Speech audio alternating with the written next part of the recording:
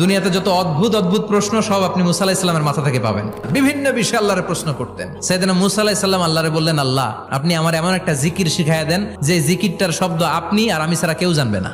দিনে রাতে সব সময় এই জিকির আমি করব, আপনারে ডাকবো, কিন্তু শর্ত হলো এই জিকিরটা জানবে শুধু আপনি আর জানবো শুধু আমি। আল্লাহ বললেন, মুসা পড়ো লা ইলাহা ইল্লাল্লাহ।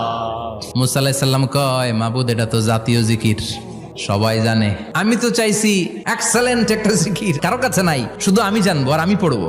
আল্লাহ বললেন, মুসা এই লা ইলাহাকে যদি এক পাল্লায় রেখে দাও, তাম বিশ্ব, 7 আকাশ 7 জমিনটারে তুলে যদি তুমি আরেক পাল্লায় রেখে দাও, লা রাজাহাত কাফাতু লা ইলাহা ইল্লাল্লাহ, মুহূর্তের মধ্যে লা ইলাহার পাল্লা ভারী হয়ে যাবে।